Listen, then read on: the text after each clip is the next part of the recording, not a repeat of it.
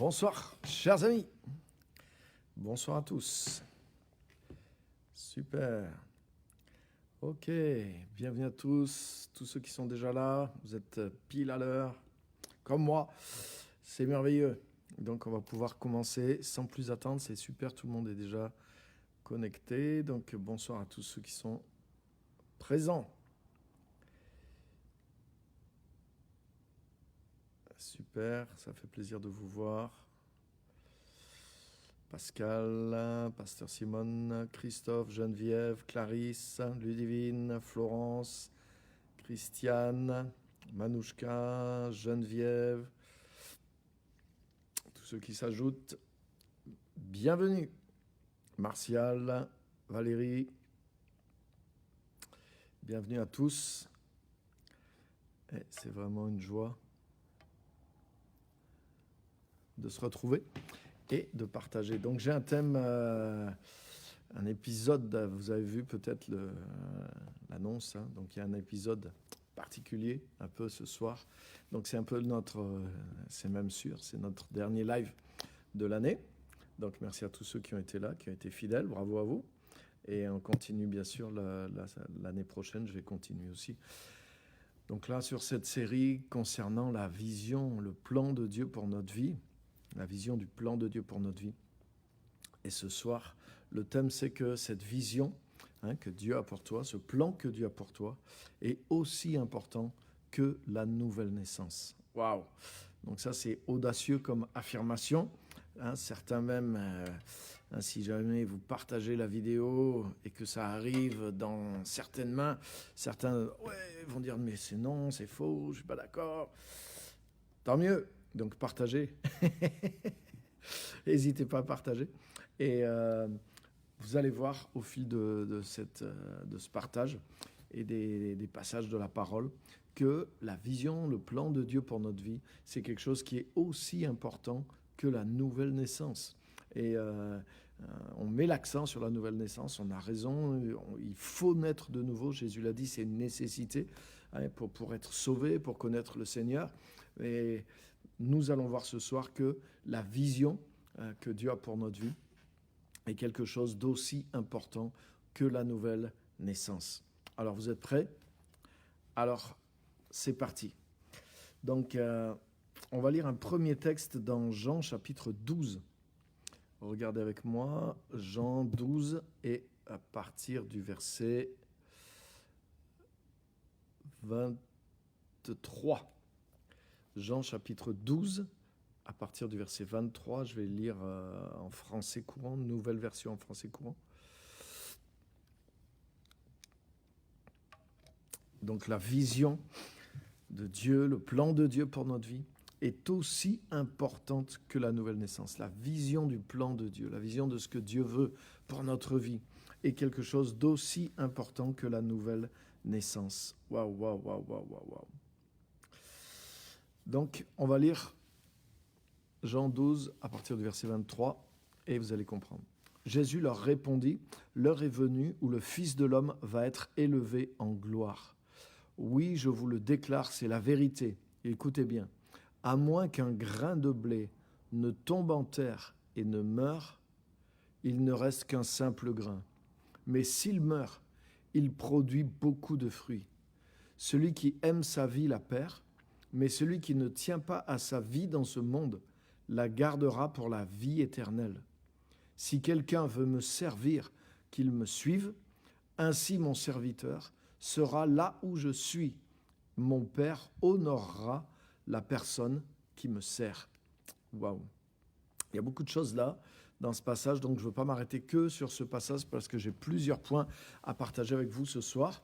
Mais ce que je retire là, ce que je veux retirer en tout cas ce soir de ce que dit Jésus, il dit que ça ne suffit pas d'être un grain de blé. Et pourtant, dans la pensée de Jésus, le grain de blé, il le dit dans Matthieu 13, les grains de blé, c'est les fils du royaume, c'est-à-dire c'est les enfants de Dieu. C'est ceux qui ont pris une nouvelle nature. Dans les paraboles du royaume de Dieu, il y a la parabole du bon grain et de l'ivraie, la mauvaise semence. Vous lirez ça dans Matthieu 13, il y a plusieurs paraboles. Et il y a la parabole du bon grain et de l'ivraie. L'ivraie, c'est quoi? C'est une mauvaise herbe qui pousse dans le blé. Et Jésus dit que la bonne semence, les grains de blé, ce sont les enfants du royaume, les fils de Dieu, et que l'autre plante, l'ivraie, la mauvaise herbe qui pousse au milieu du blé, ce sont les fils du malin. Donc, celui qui est devenu un grain de blé, c'est quelqu'un qui est capable de devenir un épi de blé. Donc, c'est quelqu'un qui est un fils du royaume et donc qui a une autre nature. Vous voyez, il y a une différence de nature entre le grain de blé et le grain de l'ivraie, la mauvaise herbe. Donc, c'est deux natures différentes et plus elles grandissent, plus le fruit qu'elles vont porter vont révéler leur différence de nature. Donc, Jésus lui-même se compare à ce premier grain de blé. Jésus parle d'abord de lui aussi dans Jean 12, quand il dit « L'heure est venue où le Fils de l'homme va être glorifié, et si le grain de blé qui est tombé en terre ne meurt, il reste seul, mais s'il meurt, il porte beaucoup de fruits. » Donc il va parler de lui, il va parler du principe de sa vie, mais il parle aussi de ceux qui vont le suivre, c'est-à-dire nous, ses disciples, qui avons hérité la même nature. Au travers justement de la mort du premier grain de blé, nous sommes devenus des grains de blé. Nous sommes devenus des filles et des fils du royaume de Dieu. Nous sommes devenus, comme on le chante, enfants de Dieu. Amen. Notre nature a été changée. Nous ne sommes plus que cette mauvaise herbe, les fils du malin, mais nous sommes devenus les fils et les filles du Dieu vivant. Comme c'est écrit dans la parole, il nous a arrachés au royaume des ténèbres et il nous a transportés, transplantés dans le royaume du Fils de son amour, Colossiens 1. Donc nous sommes devenus enfants de Dieu. À tous ceux qui l'ont reçu, il a donné le pouvoir de devenir enfants de Dieu. C'est ce que nous sommes. Donc nous ne sommes plus des gens du dehors, nous ne sommes plus étrangers, nous ne sommes plus une mauvaise semence, mais nous sommes devenus, comme Jésus, un grain de blé. Donc Jésus a été ce premier grain de blé. Et heureusement pour nous, Jésus ne s'est pas contenté d'être un grain de blé. Jésus n'a pas poursuivi pour seul but de sa vie de vivre dans la nouvelle nature. Mais Jésus a pris cette nouvelle nature, ce grain de blé, et qu'est-ce qu'il a fait? Il l'a complètement semé. C'est-à-dire, il a donné entièrement cette nouvelle nature au profit de quoi? Au profit de la vision que Dieu avait pour lui. Et la vision que Dieu avait pour Jésus, elle était spécifique. Dieu avait une mission spécifique pour Jésus. Et à partir, Jésus s'est préparé pendant de nombreuses années, mais à partir de l'âge de 30 ans, Jésus s'est donné entièrement à cette vision que Dieu avait pour lui. Et bien sûr, dans cette vision, qui est unique bien sûr pour Jésus, il y avait le fait de donner sa vie à la croix et ensuite de ressusciter pour nous ouvrir la voie de la nouvelle naissance, la voie du salut, etc., etc. Donc vous voyez, dans la vie de Jésus, mais la vision de Dieu pour Jésus était aussi importante que sa nouvelle naissance, ou on pourrait dire que sa naissance en tant qu'homme sur terre, que son incarnation, que sa venue en chair dans le monde. Donc vous voyez, il y avait ces deux phases dans la vie de Jésus, et les deux en tout cas, la première a été importante pour lui, mais la deuxième était importante pour nous et pour toute l'humanité. Et même dans la vie de Jésus, la deuxième partie de son existence, le fait que le grain de blé maintenant qui est là, et que tout le monde reconnaît, ce grain de blé soit semé et qui meurt, c'est quelque chose de plus important encore, bien sûr, pour toute l'humanité, pour le plan de Dieu, pour l'histoire, que la première partie. Que Jésus devienne un grain de blé, que ce grain de blé vienne sur terre. Mais bien sûr, il fallait d'abord que le grain de blé vienne sur terre avant qu'il puisse mourir et porter beaucoup de fruits. Mais si le grain de blé tombé en terre ne meurt, il reste seul. Par contre, s'il meurt, il porte beaucoup de fruits. Et Jésus, dans le passage qu'on a lu dans Jean 12, vous voyez, il transmet ce principe à nous, parce qu'il ne parle pas que de lui, même si ça parle de lui, mais ça parle de nous aussi, puisqu'il dit « Celui qui voudra garder sa vie dans ce monde, il la perdra, mais celui qui perdra sa vie, il la retrouvera. » Donc il parle de nous, il dit que nous aussi, nous sommes concernés par le même principe, et il dit « Si quelqu'un me sert, celui qui me sert sera là où je suis. » Ça veut dire que la manière dont Jésus a servi Dieu, son Père, c'est en devenant ce grain de blé à part entière, sans se laisser corrompre. Le diable a essayé de le tenter pour faire de ce grain de blé de l'ivraie. C'est ce qu'il a fait avec Adam. La tentation du diable a changé la nature d'Adam et Ève. Donc ils ont perdu leur nature de blé, hein, cette nature qui est un pain pour Dieu, qui est une nourriture pour Dieu, qui est conforme à la volonté de Dieu. Ils sont devenus pécheurs, ils sont devenus de l'ivraie. Et quand Jésus, un nouvel Adam, est arrivé sur terre, le diable a essayé de faire la même chose et de le faire désobéir pour que par sa désobéissance, il change de nature, il perd cette nature. Mais Jésus a gardé sa nature. Donc Jésus a résisté au diable et il est resté un grain de blé. Mais ça n'a pas été simplement le but de sa vie. Et de la même façon pour nous, le but de notre vie, c'est pas juste de garder notre nouvelle nature, de garder ce que la nouvelle naissance nous a donné, ou même de développer simplement ce que la nouvelle naissance nous a donné. Mais il y a un moment où nous devons semer dans la vision de Dieu et dans la volonté spécifique de Dieu pour notre vie, ce que Dieu a fait de nous. C'est ça dont Jésus parle quand il dit maintenant, comme vous, comme moi plutôt, vous aussi, vous êtes devenus des grains de blé. Mais maintenant, ce grain de blé qui est là, qui est solidifié, il a cette nouvelle nature, il s'est consolidé dans cette nouvelle nature, c'est super. Mais ce grain de blé, s'il reste comme ça, il reste seul. Mais par contre, s'il meurt, s'il s'enfonce dans la terre, alors il va pousser et il va porter beaucoup de fruits.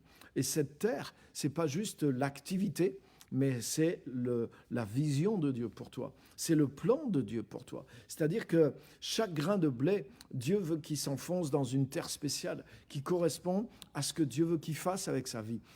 Chacune de notre vie et de nos vies est unique. Chacun de nos appels est unique. Mais bien sûr, il y a des choses qui se ressemblent, hein, puisque même Jésus lui-même est un modèle. Et dans ce qu'il nous a dit, il nous a tracé un modèle. Mais n'empêche, il y a une spécificité. Chacun de nous, on a une vie, on a une géographie, on est envoyé dans un endroit, on est envoyé envers des gens, on a eu on a toute une vie qui fait de nous des personnes uniques.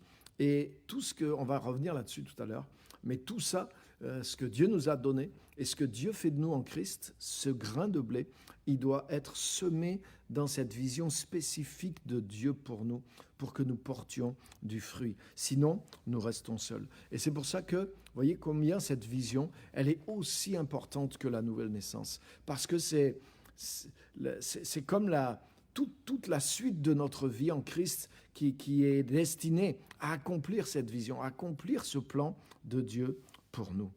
Amen. Être saint, avoir la nouvelle nature, n'est pas le but final de la vie chrétienne.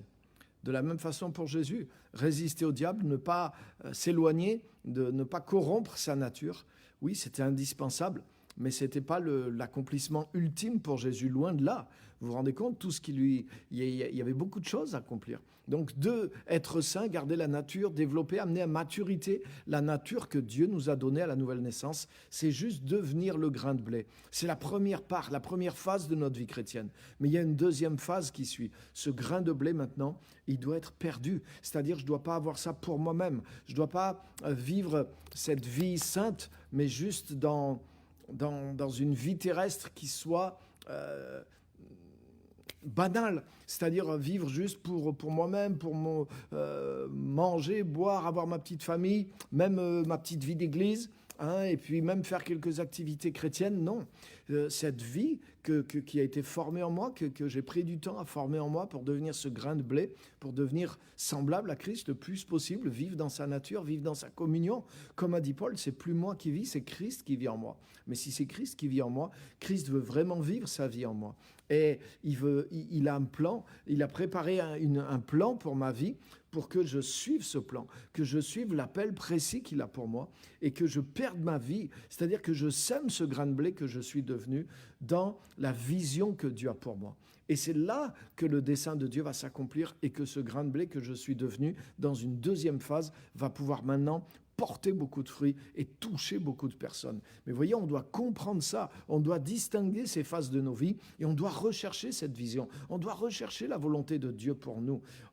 Et la volonté de Dieu, c'est pas juste qu'est-ce que je dois faire dans ce modèle de vie que j'ai hérité du monde. Hein, qu'est-ce que je dois faire maintenant que j'ai mon travail, maintenant que j'ai mon ceci? Non, c'est Seigneur, qu'est-ce que je dois faire? Peut-être même qu'est-ce que tu veux que je fasse avec le temps qui me reste à vivre? Qu'est-ce que tu veux que je fasse comme travail? Pas simplement vivre chrétien dans mon travail, mais quelle œuvre, quel travail dans lequel je dois me lancer, dans quoi je dois me lancer pour impacter vraiment avec ma vie maintenant. Donc peut-être je vais aller progressivement pour arriver là. Mais voyez ce que je veux dire? Il y a une phase dans laquelle notre vie entière et cette vie particulière que nous sommes devenus pour Christ, ce grain de blé, il va être semé dans une terre pour pouvoir porter tout le fruit qu'il est appelé à porter.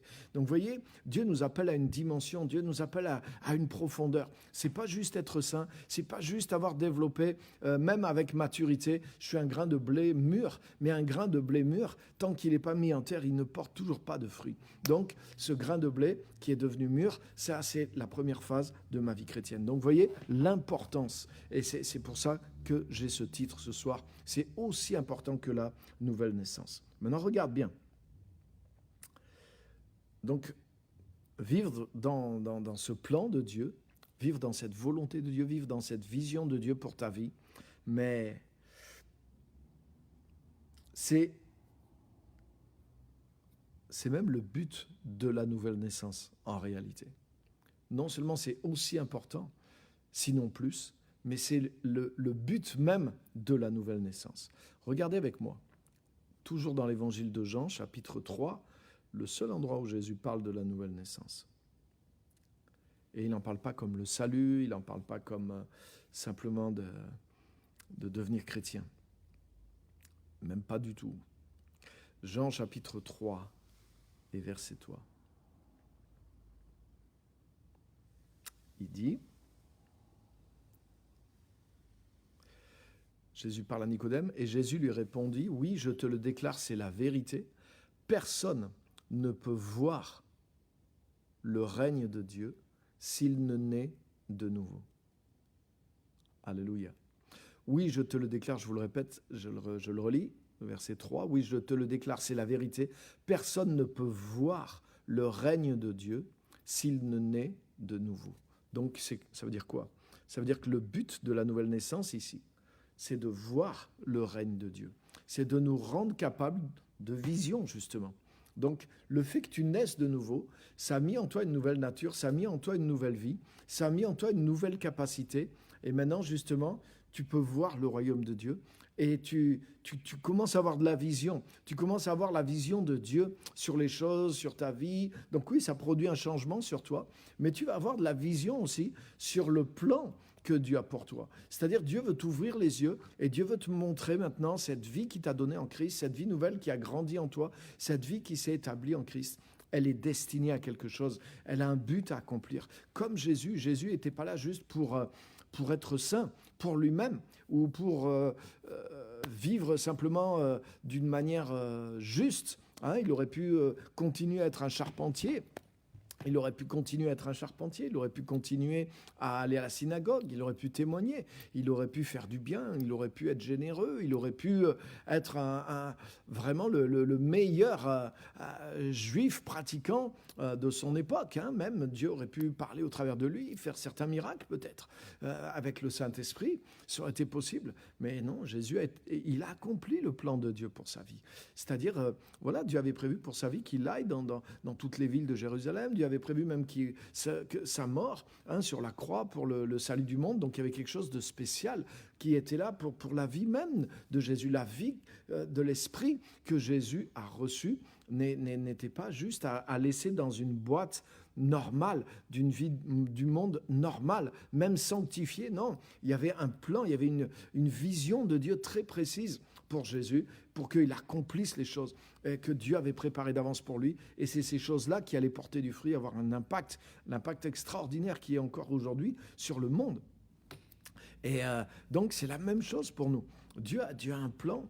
Dieu veut qu'on fasse certaines choses. Dieu a prévu certaines étapes dans notre vie pour que ce grain de blé qui est en nous puisse porter un maximum de fruits. Donc, c'est ce grain de blé que nous devenons doit porter du fruit, ne doit pas rester seul, et on doit suivre Jésus dans le même processus que lui-même a vécu pour pouvoir servir la volonté du Père pour lui et accomplir vraiment ce que Dieu avait pour lui. Et c'était ça le but même de sa venue sur terre et le but même de sa nouvelle nature. C'est la même chose pour nous. Si quelqu'un naît de nouveau, il ne peut voir le royaume de Dieu.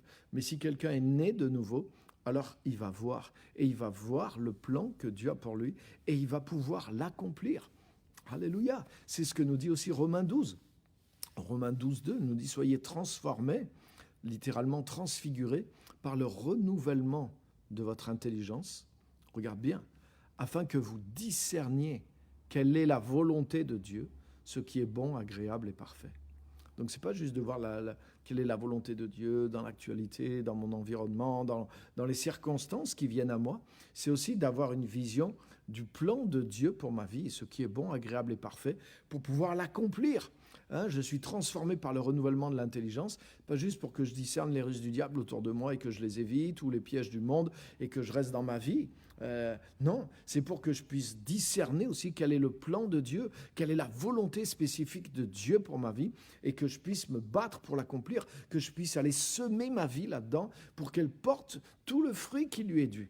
Alléluia. Oui, on peut porter un petit peu de fruit en restant en étant chrétien dans la vie un peu que le monde, les circonstances nous ont donné.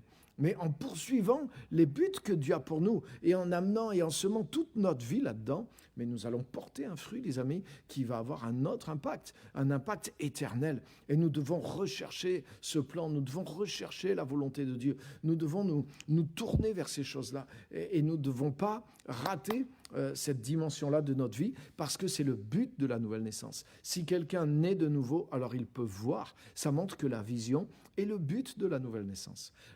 La nouvelle naissance ne fait que nous introduire, les amis. Pas juste dans l'espérance d'aller au ciel. Non, sinon autant mourir dès qu'on se convertit, s'il n'y a pas de but sur terre. Mais non, la nouvelle naissance nous introduit à une vision de notre vie sur terre qui est conforme à la volonté de Dieu, le règne de Dieu, c'est-à-dire la volonté de Dieu qui s'exerce. Alléluia. Et celui qui est né de nouveau, il peut voir le règne de Dieu. Autrement dit, il peut voir comment exercer la volonté de Dieu, comment, par sa propre vie, comment au travers du temps que Dieu nous a donné, comment au travers de l'appel que Dieu nous a donné, la volonté de Dieu veut s'exercer au travers de notre vie sur terre pour porter un maximum de fruits, pour que le règne de Dieu agisse au travers de nous.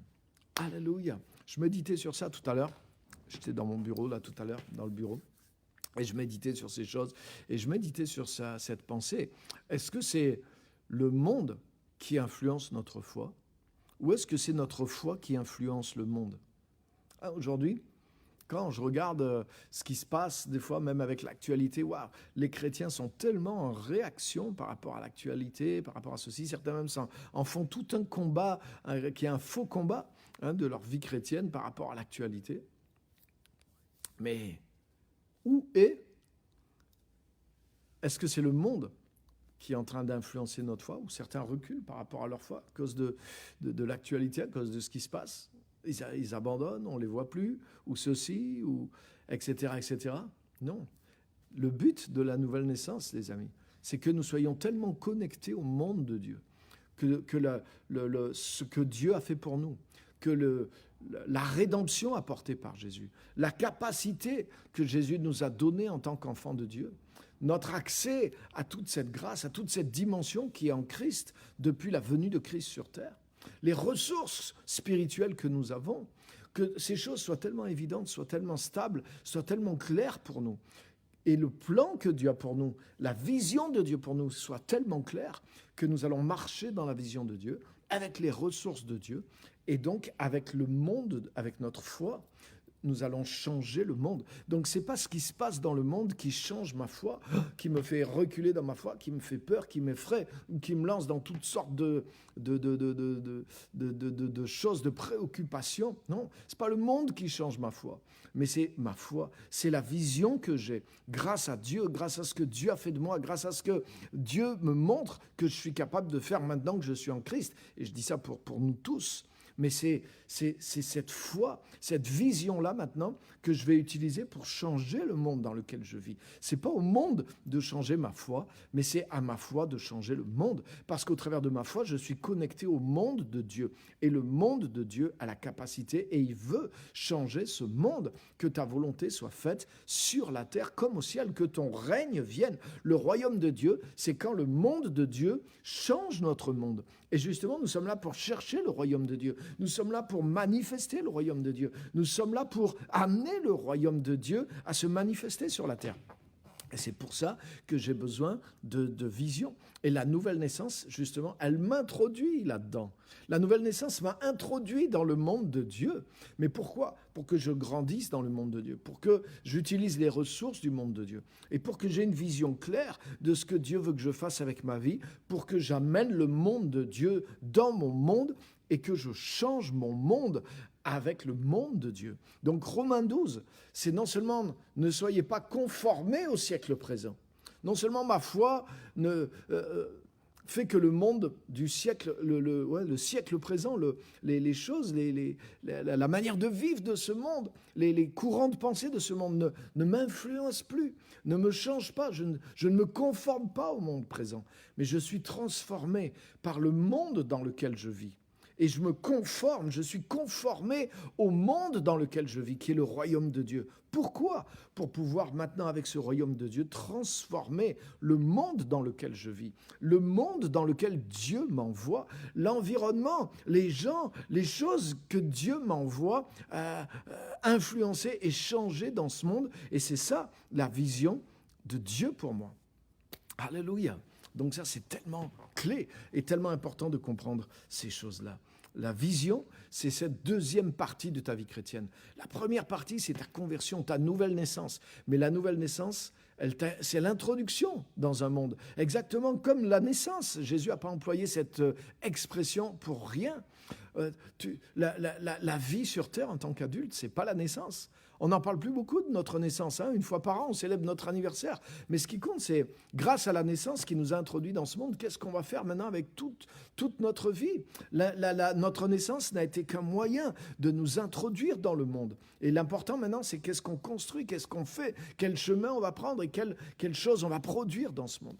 Mais la vie en Christ, c'est la même chose. La nouvelle naissance t'a introduit à la capacité de vision. Mais maintenant, cette capacité de vision, elle te permet de voir Dieu, de voir ce que Christ a fait de toi, de voir qui tu es en Christ, de voir les ressources du ciel, mais de voir le plan de Dieu pour ta vie. C'est-à-dire quel chemin Dieu veut que tu utilises. Qu'est-ce que Dieu veut que tu fasses avec ton temps? Qu'est-ce que Dieu veut que tu fasses avec ta vie? Qu'est-ce que Dieu veut que tu fasses comme appel, comme vocation, comme métier? Là où tu dois t'impliquer, qu'est-ce que tu dois apprendre? Qu'est-ce que tu dois développer dans ta vie pour pouvoir semer entièrement ta vie et porter du fruit, laisser ta marque dans le monde? Alléluia! Comme je le dis dans mon livre, on n'est pas là juste pour survivre, mais on est là pour accomplir une destinée spécifique que Dieu a pour nous et porter le fruit de ce grain de blé que nous sommes devenus dans le monde en voyant ce que Dieu a pour nous. Voyez, comme quoi la vision est aussi importante que la nouvelle naissance. Même maintenant, vous comprenez que c'est même plus important parce que la nouvelle naissance nous a introduits dans cette capacité de vision, justement pour que maintenant on puisse entrer dans ces choses-là et que finalement on accomplisse avec notre vie la vision spécifique que Dieu a pour nous, sa volonté, son plan, et que notre vie entière se mette à porter du fruit. Donc, devenir enfant de Dieu, garder notre salut, vivre une vie sanctifiée, être rempli du Saint-Esprit, c'est juste la première phase, c'est devenir un bon grain de blé. Mais maintenant, la deuxième phase, c'est voir ce grain de blé, je dois le semer là. Dieu m'appelle à donner ma vie pour ces gens-là. Dieu m'appelle à agir avec ma vie dans ce domaine-là, à faire ça avec ma vie, à utiliser toute ma vie, tout mon temps pour pouvoir pousser dans ce domaine-là, pour pouvoir influencer ce domaine-là, changer ce domaine-là, aider ces personnes-là, amener l'évangile, amener le royaume dans ce domaine-là. Et vous voyez, et ça, c'est le grain de blé. Maintenant, c'est un bon grain de blé, mais ce grain de blé, maintenant, il rentre dans la terre et il meurt. Il se donne entièrement à la vision pour laquelle il a été envoyé et c'est là qu'il va porter un maximum de fruits. Alléluia. Donc, vous voyez, ça, c'est du long terme, c'est sur notre vie entière, mais c'est deux phases bien différentes. Et vous voyez l'importance de cette vision de ce que Dieu veut pour nous, du plan de Dieu pour notre vie. Amen. Donc, troisième chose, ce soir, la meilleure activité en tant qu'enfant de Dieu, la meilleure activité, la meilleure action, le travail, le meilleur travail, on pourrait dire, le meilleur service, le meilleur ministère que tu puisses faire, c'est d'accomplir cette vision que Dieu a pour toi. Donc tu dois la recevoir, tu dois la comprendre. Et c'est ma responsabilité, c'est ta responsabilité de comprendre quelle est la vision de Dieu pour toi. Et bien sûr, dans l'Église, on aide à ça. On va aider à ça, on va former à ça. Même les formations, les messages, il y a beaucoup de choses qu'on fait dans l'Église qui cherchent à lever cette semence, qui poussent à ça. Mais il y a quelque chose qui est général dans ce qu'on dit. Il se peut que Dieu nous donne une intuition prophétique aussi pour des gens, ou une parole, à un moment donné, c'est possible. Mais la responsabilité majeure, elle repose sur chacun de nous. C'est à nous de découvrir, de rechercher la volonté spécifique de Dieu pour nous, dans la communion avec lui, dans l'écriture, par toutes sortes de moyens. Ce n'est pas mon thème ce soir, mais c'est en tout cas à nous de le rechercher et de le faire activement. Seigneur, comme Jésus lui-même, vous vous rendez compte, Jésus qui est le Fils de Dieu, mais qui est devenu un homme sur terre. Et justement, il a vécu la vie qu'il nous demande de vivre. Lui, il n'est pas passé par-dessus les exigences parce qu'il était fils de Dieu, non. La Bible dit qu'il est venu pour accomplir non pas sa propre volonté, mais la volonté de son Père. La Bible dit qu'il cherchait non pas sa volonté, mais la volonté de son Père. Et si vous étudiez la vie de Jésus, vous allez voir que Jésus passait beaucoup de temps. Déjà, il a passé beaucoup de temps à se préparer, mais même une fois qu'il était en action, qu'il a semé sa vie, Jésus passait beaucoup de temps à rechercher dans la prière, il cherchait la présence de son Père, il cherchait la volonté spécifique du Père pour les jours, les semaines, les mois, les choses qui étaient devant lui. Par exemple, avant de choisir ses 12 apôtres, il est dit que Jésus a passé toute la nuit en prière. Donc Jésus ne s'est pas contenté de dire vu que c'est le plan de Dieu, vu que Dieu a prévu les choses, Dieu va les envoyer directement, ou Dieu va me donner leur nom, je n'ai pas besoin de... Non, Jésus a sacrifié de son temps, de son énergie, de sa force. Jésus était actif dans la recherche de la volonté du Père. Et c'est en passant toute la nuit en prière. Le matin, il n'a pas dormi. Le matin, il a été voir tous les disciples. Et là, il en a choisi 12 parmi tous les disciples qu'il y avait. Et il y en avait beaucoup. Donc, comment il a su que c'était cela ? Mais parce qu'il a passé du temps dans la prière. Donc, et déjà, il s'était préparé avant, mais il a passé une nuit entière dans la prière. Donc, c'est un exemple pour vous montrer que Jésus était engagé activement à la recherche non seulement du plan général de Dieu pour sa vie, mais à la recherche même étape après étape du plan de Dieu pour sa vie. Gethsémane, on le voit, avant d'aller à la croix, Jésus sait qu'il va aller à la croix déjà depuis longtemps, mais Jésus se prépare pour avoir la force d'accomplir cette volonté. Et il a encore un moment de lutte et il arrive à un renoncement pour accomplir la volonté de Dieu. Donc Jésus devait lutter, lui aussi devait renoncer à lui-même pour pouvoir accomplir la volonté de Dieu, pour pouvoir accomplir cette vision. Ce n'était pas une chose facile, non seulement de discerner cette vision, non seulement d'être à jour avec le temps dans cette vision, mais toujours de renoncer à soi pour pouvoir avoir la force d'accomplir cette vision. Ça veut dire que Jésus a été soumis aux mêmes défis auxquels nous sommes soumis pour accomplir le plan de Dieu et la vision de Dieu pour notre vie. Et c'est pour ça qu'il nous dit, si quelqu'un veut me servir dans cette dimension-là, il faut qu'il renonce à lui-même, mais qu'il me suive. Et là où je suis, celui qui me sert sera. Et si quelqu'un me sert de cette façon, mon Père l'honorera. Donc vous voyez, c'est ce qui déclenche la main de Dieu dans notre vie lorsque nous suivons Jésus de cette façon-là, lorsque nous suivons la vision qu'il a pour notre vie. C'est tellement important, c'est tellement gros ce que je suis en train de partager, c'est énorme, c'est la raison de notre vie chrétienne, c'est ce qu'on va faire dans le long terme. On passe du temps à devenir ce grain de blé, mais ensuite ce grain de blé, on va passer du temps à le semer vraiment dans la volonté de Dieu. Des fois on peut tâtonner, des fois on peut se tromper, des fois on peut... Mais il ne faut pas lâcher il faut continuer tout ça, parce que c'est la vie chrétienne, ce n'est pas un sprint, c'est un marathon, c'est sur du long terme, et on apprend, et on avance dans toutes ces choses. Donc, c'est quelque chose de tellement important.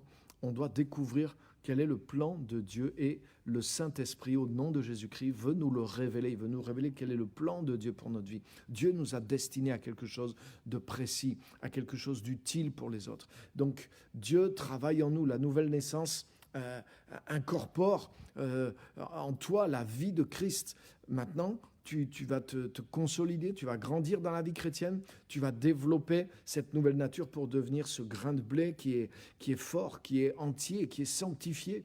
Mais ce n'est pas le but ultime. Maintenant que tu es ce grain de blé, tu dois voir dans quelle terre tu dois être semé.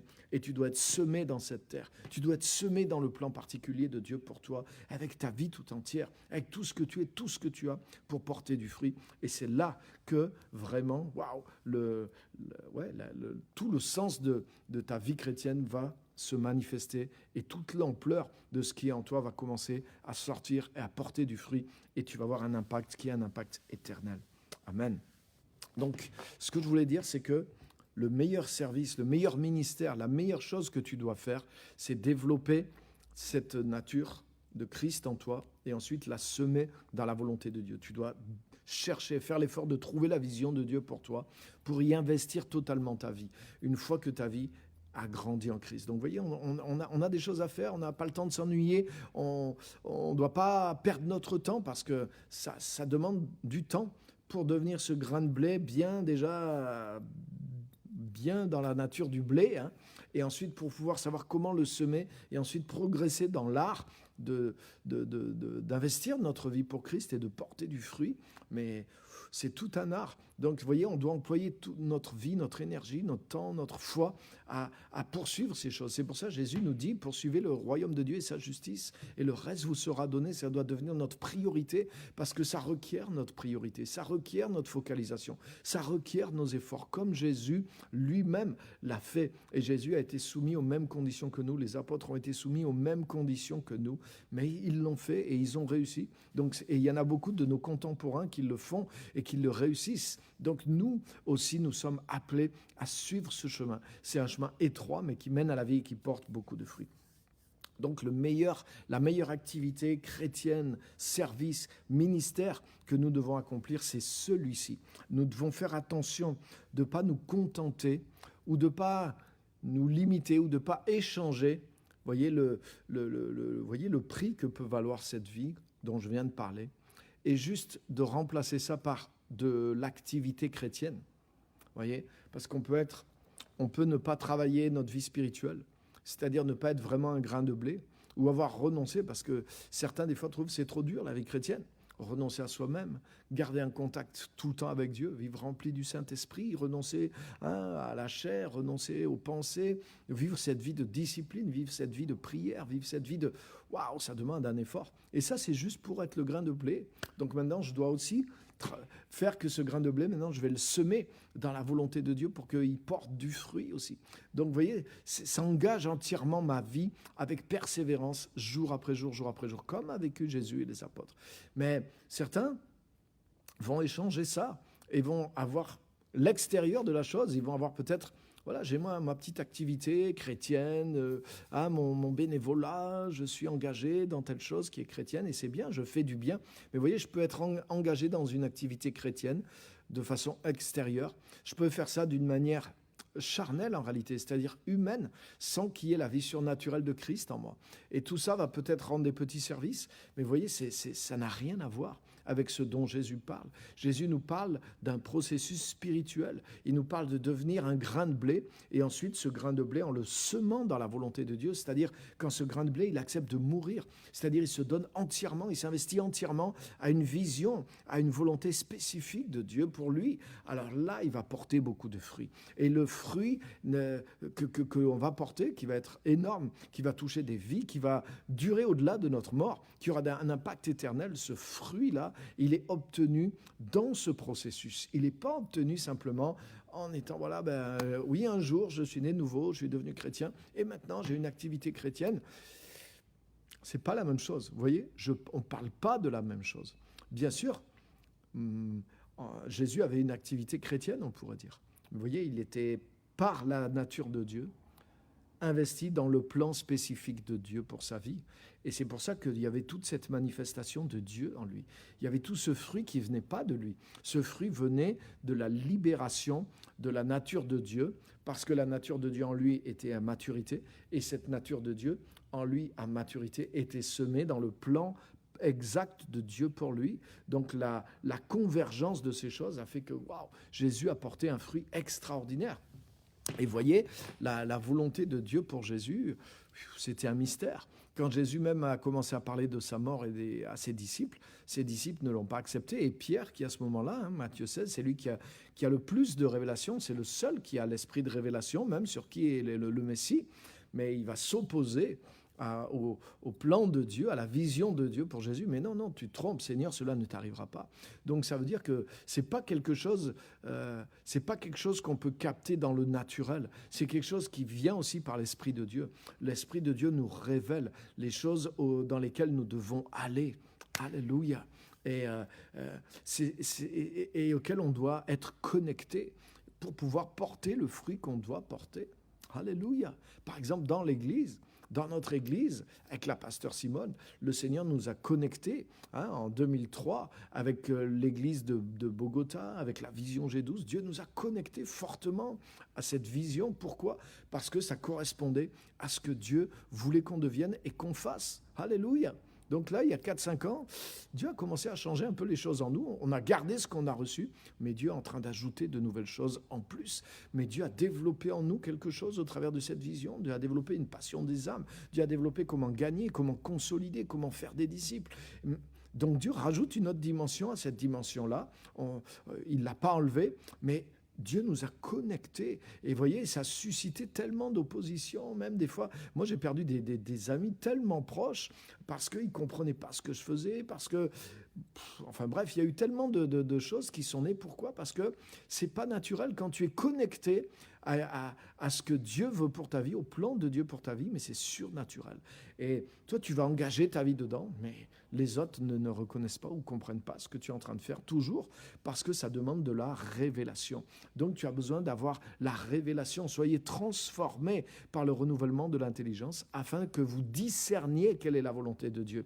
Ça veut dire que si ton intelligence n'est pas renouvelée, tu ne peux pas discerner la volonté de Dieu. Donc, vous voyez, c'est complètement différent de dire je vais m'engager. Ça t'as pas besoin d'une révélation pour dire je suis chrétien, je vais faire quelque chose pour mon église, je vais aider pour faire le ménage, je vais aider avec ma dîme et mes offrandes. C'est des bonnes choses. Le Saint-Esprit peut te le mettre à cœur aussi. Je ne dis pas qu'il n'y a pas l'œuvre du Saint-Esprit, mais c'est des choses que même on peut comprendre naturellement, qui sont du bon sens. Et les gens du monde font la même chose quand ils sont impliqués dans une cause. Ils s'impliquent, ils donnent un certain temps dans une certaine cause. Donc ça, le fait d'être impliqué dans notre église, ça peut être par révélation aussi, mais ça peut être par la nature humaine aussi, par le bon sens chrétien. Mais vous voyez, ce que je vous parle, ça doit nous amener encore plus loin, que ce soit dans notre service dans l'Église ou dans un autre service aussi qu'on va faire en plus, ou ce que Dieu veut qu'on fasse avec notre vie entière. Par exemple, pour aller gagner des âmes à Jésus-Christ. Mais vous voyez, c'est une chose de la sortie d'évangélisation de l'Église, on le fait parce que tout le monde le fait, mais gagner des âmes à Christ, avoir dans le cœur la passion des âmes, mais c'est ces choses qu'on a reçues avec la vision. G12, par exemple, nos yeux se sont ouverts sur une autre dimension. Donc c'est des choses que le Saint-Esprit nous a ouvert nos yeux et il a ouvert une capacité en nous. Et il y a comme un feu à l'intérieur de nous. Il y a comme quelque chose qui nous pousse, il y a quelque chose qui nous anime. Vous voyez, c'est pas juste une activité chrétienne, mais c'est comme quelque chose qui s'est ouvert en nous. Et c'est quelque chose qui est actif en nous et qui continue de porter du fruit et qui fait que des gens viennent à Christ. Déjà, c'est surnaturel, vous voyez. Et ça, c'est quelque chose que le Saint-Esprit nous révèle. C'est quelque chose que le Saint-Esprit met en nous. Et vous voyez, c'est des choses qui demandent un investissement dans notre vie spirituelle, dans notre contact avec Dieu, dans le fait de grandir, dans le fait de se nourrir spirituellement, jusqu'à ce que nos yeux s'ouvrent sur certaines dimensions dans lesquelles Dieu nous conduit et des choses que nous allons faire maintenant et qui vont porter du fruit. Amen. Donc ça, c'est tellement important. Donc vous voyez, être actif chrétiennement n'est pas forcément la même chose que d'être actif par le Saint-Esprit dans la vision que Dieu a pour notre vie et porter du fruit dans cette vision. Vous voyez, Éphésiens 2,10 nous dit, nous sommes créés en Jésus-Christ pour de bonnes œuvres que Dieu a préparées d'avance pour nous. Donc, vous voyez, il y a un lien entre ce que Dieu a préparé d'avance pour nous. Donc ça, c'est son plan. Et il veut nous donner une vision de ce plan. Maintenant, la nouvelle naissance, Dieu nous a créés en Jésus-Christ. Donc, il nous équipe par la nouvelle naissance, par la nouvelle nature, pour pouvoir accomplir des œuvres que Dieu a préparées d'avance pour nous. Vous voyez, donc c'est pas juste n'importe quoi, c'est pas juste d'être actif, hein, d'être occupé de façon chrétienne, c'est pas mauvais, mais c'est plus que ça. C'est plus que ça. Jésus était occupé de façon chrétienne, on pourrait dire. Hein, il allait à la synagogue, il priait, il avait sa vie spirituelle. Mais à un moment, à l'âge de 30 ans, quand il est passé par le baptême, il a été beaucoup plus loin que tout ça. Il a discerné le plan de Dieu pour lui et il s'est engagé dans le plan que Dieu avait pour lui. Et il s'est mis à porter un fruit. L'activité de sa vie spirituelle s'est mis à se multiplier dans la vie des autres et à porter un fruit extraordinaire. Donc vous voyez, il y a un dessein, il y a un plan que Dieu recherche pour nous. Donc c'est vers là qu'on doit orienter tous nos efforts et toute notre vision, toute notre foi pour pouvoir découvrir ces choses, se préparer pour ces choses, atteindre ces choses et porter du fruit de façon croissante dans cette direction-là. Donc ça engage notre vie. Amen. Autre point que je voudrais dire, tout ce qui est notre vie converge vers cette vision. Tout ce qui est notre vie, c'est-à-dire nos talents naturels, nos dons surnaturels. On a vu la nouvelle naissance. On a vu avec Éphésiens 2:10, vous voyez, voilà, on a été créé en Christ pour des œuvres, un travail, une mission que Dieu a préparée d'avance pour que nous l'accomplissions. C'est plus ça le sens. C'est pas juste des bonnes actions, des béats ponctuelles, mais c'est plutôt une mission de vie. C'est plutôt une mission, hein, un plan que Dieu a préparé d'avance afin que nous l'accomplissions. Waouh, un travail, une mission à accomplir, bien spécifique. Donc vous voyez, et toute notre vie, tout ce que nous sommes, tous nos dons, talents naturels, surnaturels, toutes les circonstances de notre vie, toutes ces choses-là convergent vers la réalisation de cette vision. Tellement elle est importante. Et c'est ce qu'on trouve, et on va lire ce verset, je vais terminer là ce soir.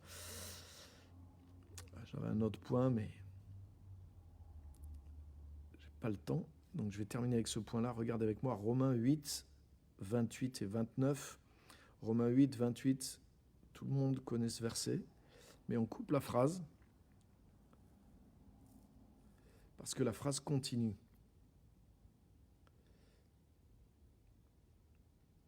Il est dit, nous savons du reste, attendez, je vais lire la version second 21. Nous savons du reste que toute chose concourt au bien de ceux qui aiment Dieu. On connaît ça. Les chrétiens connaissent ce verset. Nous savons que tout contribue, dans cette traduction, ça dit au bien de ceux qui aiment Dieu. Mais regarde bien, de ceux qui sont appelés conformément à son plan. En effet, ceux qu'il a connus d'avance, il les a aussi prédestinés à devenir conformes à l'image de son Fils, afin que celui-ci soit le premier-né d'un grand nombre de frères. Amen. Donc, vous voyez, on retrouve les mêmes idées. C'est-à-dire, tout concourt au bien de ceux qui aiment Dieu, mais pas juste de ceux qui aiment Dieu, qui sont chrétiens, mais il précise, de ceux qui sont appelés conformément à son plan, à son projet, à cette vision. Et ceux que Dieu a connus d'avance, il les a prédestinés à devenir conformes à l'image de son Fils.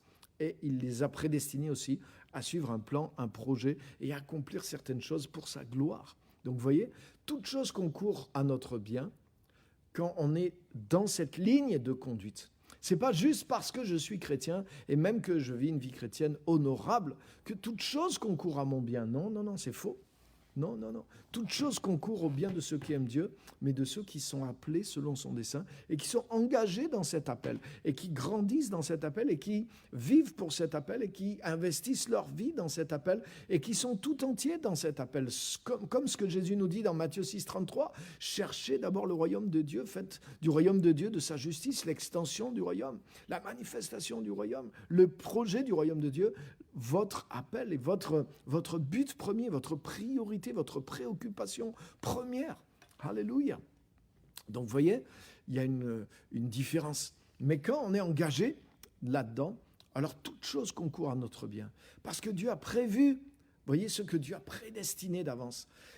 ce que Dieu a connu d'avance, conformément à ses plans, à ses projets. Lorsqu'on rentre dans le projet de Dieu, lorsqu'on devient ce grain de blé, lorsqu'on recherche cette vision de Dieu pour notre vie et qu'on s'investit dans cette vision avec cette nouvelle nature, avec les ressources que Dieu nous a données dans la nouvelle nature, mais aussi avec tout ce qu'on a, avec notre temps, avec notre santé, avec nos moyens matériels, avec notre vie, avec notre famille, avec nos relations, avec tout ce qui fait notre vie.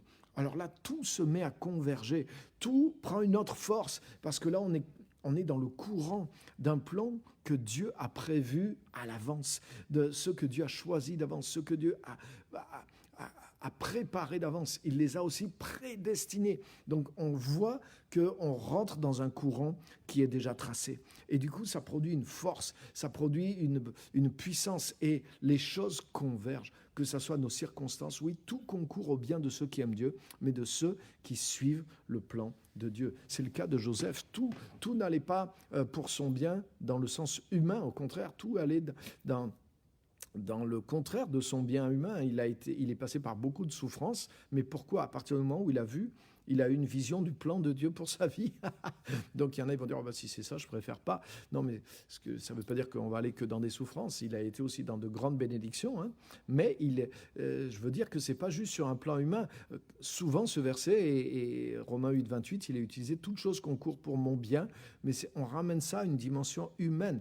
C'est-à-dire, oui, là, il m'arrive un truc, mais j'ai perdu de l'argent, mais Dieu va faire en sorte que j'en ai encore plus. Ou, oui, là, vous voyez, comme Job, il a perdu ce qu'il possédait, mais à la suite, il a retrouvé le double.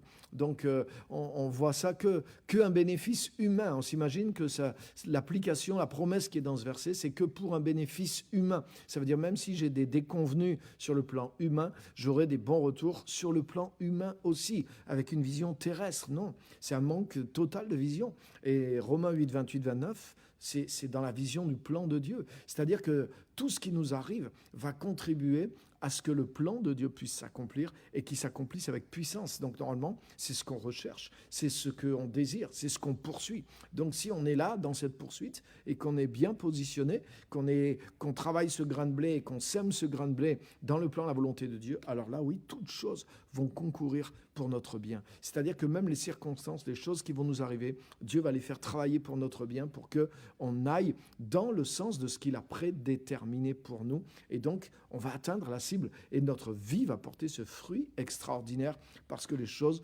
vont dans le sens du plan de Dieu pour nous, même les choses difficiles, même les choses qui nous font mal. Alléluia. Et c'est ça, comme ça a été le cas pour Joseph. Joseph, il a eu la vision du plan de Dieu pour sa vie. Et à partir de là, il a eu beaucoup de difficultés, mais il a continué à travailler sa vie, travailler son caractère, travailler ses dons, travailler sa vocation, travailler les dons naturels dans sa vie, développer tout ça. Il n'est pas resté passif en se disant « toute chose concourt à mon bien, j'ai une vision, elle va s'accomplir ». Non, oui, cette vision allait s'accomplir, ça l'a amené dans un certain train, ça a amené beaucoup d'opposition, mais lui, parallèlement à ça, il a travaillé son cœur, il a travaillé son caractère, il est devenu semblable à Christ, il a développé cette nature divine, il a développé les dons surnaturels de Dieu et il a développé aussi les domaines de compétences professionnelles dans lesquels il était appelé. Il était appelé à manifester le royaume de Dieu dans la gestion. Lui, il gérait un petit peu les affaires de son père, ensuite il a géré celle de Potiphar, ensuite il a géré celle de la prison. Pourquoi? Parce que son domaine d'appel, c'était de gérer l'empire le plus puissant du monde qui était l'Égypte. Mais s'il n'avait pas travaillé toutes ces années de préparation, vous voyez, sans être payé, il a travaillé comme esclave dans la prison, il n'était pas obligé de le faire. Pourquoi il a fait ça? Alors que les Égyptiens étaient ses ennemis, alors qu'il était emprisonné à tort. Il fallait vraiment avoir développé la nature du pardon, de la grâce. Il fallait vraiment vivre dans une grande vision pour ton avenir, pour accepter de faire le travail de ceux qui sont tes dominateurs, tes ennemis, et qui t'ont enfermé à tort, qui t'ont trahi. Il n'y avait aucun bon sens commun pour faire ça. Et il fallait vraiment avoir développé son cœur, son caractère, sa foi, sa vision, et avoir compris que c'était le temps de se former encore professionnellement, de développer un maximum les compétences dans son domaine d'appel, parce que là, toute chose allait concourir à son bien. Et il avait besoin de ce qu'il avait appris chez Potiphar et en prison, une fois qu'il est devenu le ministre de toute l'Égypte. Waouh, quelle sagesse de Dieu, mais aussi quelle force il faut pour pouvoir tenir bon et avancer comme ça alors que tu vois rien, alors que tu vois que l'opposition. Et c'est ça ce qui se passe dans notre vie. Mais ça, qu'est-ce qui te donne de pouvoir faire ça? C'est de voir, c'est que tu vois dans l'invisible, c'est que tu vois la vision de Dieu pour toi, tu vois dans la foi, tu vois dans l'amour, tu vois dans l'espérance. Et du coup, tu avances, tu développes ta vie, tu continues d'agir en chrétien, tu pardonnes, tu passes par-dessus les offenses et tu continues de développer les choses que tu sais qui vont être nécessaires pour pouvoir semer ta vie une fois que tu vas être sur ta terre. Hein. Donc tu restes ce grain de blé, mais tu te prépares aussi pour être efficace quand tu vas pouvoir investir ce grain de blé dans ta terre promise. Waouh! Toute chose concourt au bien de ceux qui aiment Dieu, mais de ceux qui sont dans toute cette dimension-là. Donc vous voyez, chaque point de ce soir est un message en lui-même, les amis. Et il y a tellement de choses là-dedans. Donc je vous encourage à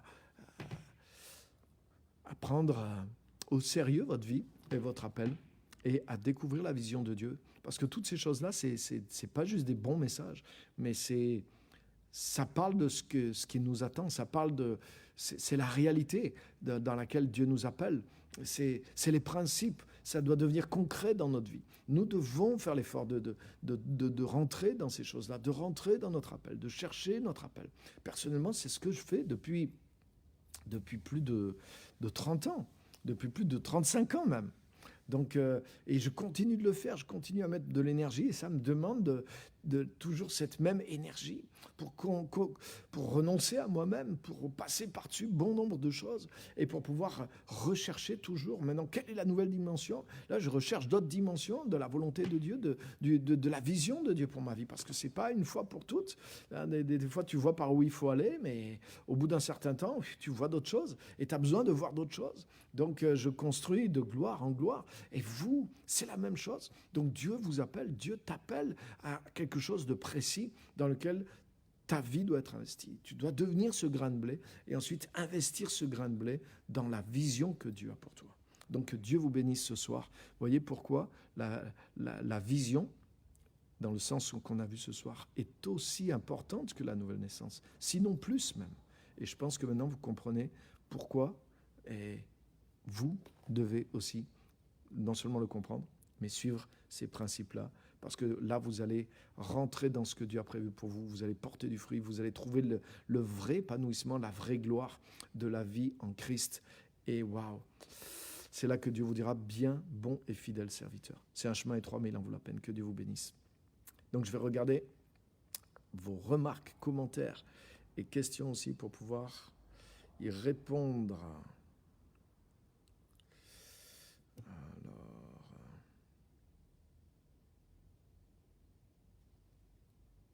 Voilà.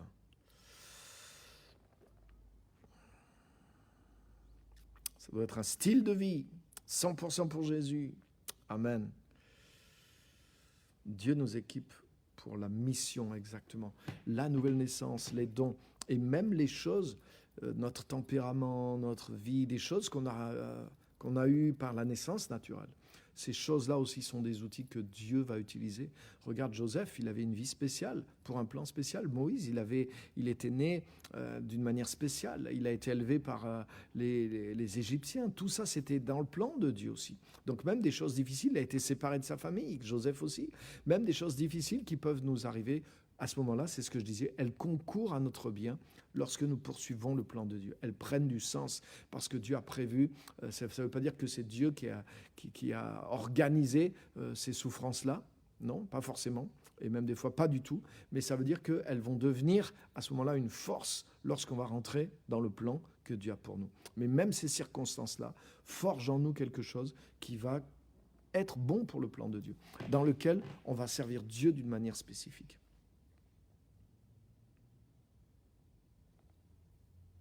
Joseph a su gérer par tout ce qu'il avait appris, oui. Mais il ne s'est pas refusé à apprendre. Vous voyez, il n'est pas resté passif. Et je l'ai montré, hein, il a dû faire un effort. Bon, Potiphar, il n'avait pas le choix, mais il aurait pu faire le minimum. Il aurait pu même cacher son intelligence de gestionnaire et dire non, moi je suis bon qu'à faire ça. Et il aurait pu rester au minimum.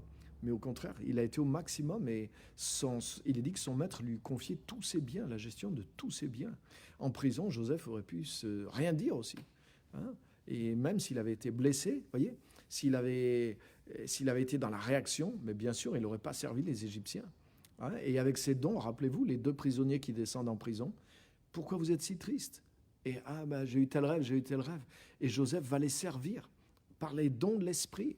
Pourquoi il sert les Égyptiens? À chaque fois, ils le trahissent, à chaque fois, ils l'humilient. Mais il a compris quelque chose, Joseph, vous voyez, il a compris, il vit pas par rapport à ce qu'on va lui rendre, mais il vit par rapport au plan de Dieu.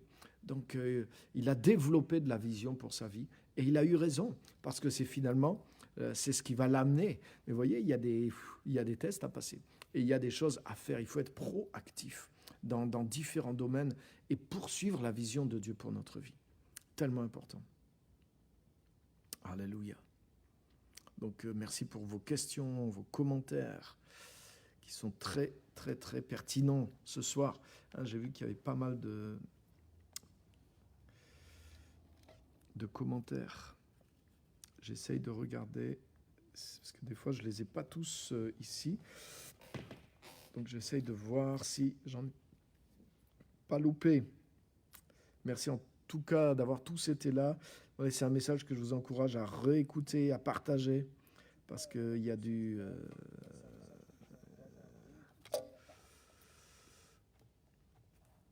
Excusez-moi. C'est un message dans lequel il y a plusieurs messages. Donc je vous encourage à le réécouter, à le partager. Merci à tous en tout cas d'avoir été là. Vraiment que le Seigneur vous inspire et vous bénisse. Donc on continue bien sûr jeudi prochain. On continue la semaine prochaine. Ok, je vois pas d'autres commentaires, c'est bon. J'ai rien loupé. Donc on continue la semaine prochaine. On se retrouve dimanche pour le culte. Premier culte de l'année, Saint-Éloi-les-Mines à Clermont-Ferrand. À Clermont-Ferrand, on sera là aussi. Donc on fait rien à Clermont-Ferrand pour la soirée du 31. Plusieurs m'ont demandé, est-ce qu'il y a quelque chose? Cette année, il n'y a rien de spécial. C'est ça qui est spécial cette année, c'est qu'il n'y a rien. D'habitude, on fait toujours quelque chose. Donc là, cette année, on ne fait rien de spécial. Donc on aura le culte par contre. Et c'est dans le culte que je vais donner une parole spécifique pour le début de l'année. Donc j'aurai une parole un peu spéciale pour le début de l'année, chose qu'on fait souvent dans la soirée, quand on fait la soirée du 31. Donc je vais amener une parole spéciale pour démarrer cette année 2022. Donc soyez là, un dimanche à 10h, sur nos 2 cultes, Saint-Éloi-les-Mines, Clermont-Ferrand. Donc voilà, bonne fin de soirée à tous, que Dieu vous bénisse, et si je ne vous revois pas, bonne fête de fin d'année et excellente année 2022 qui arrive très très très bientôt pour ceux que je ne reverrai pas d'ici là. Merci d'avoir été là ce soir, vraiment que Dieu vous bénisse et à très bientôt.